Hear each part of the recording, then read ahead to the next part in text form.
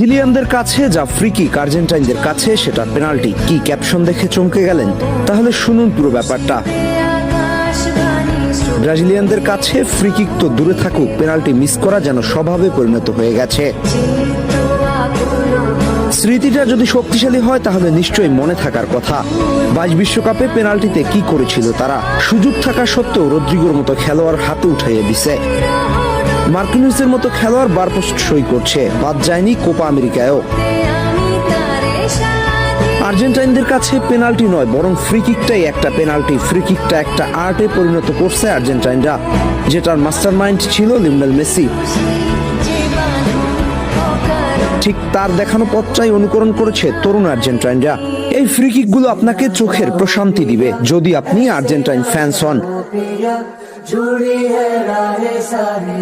অভিজ্ঞ Di Maria অবসরে গেলেও এখনো ফ্রি কিকে গোল করা ভুলেননি। কি দারুণ করে ফ্রি কিক নিতে জানেন এখনো।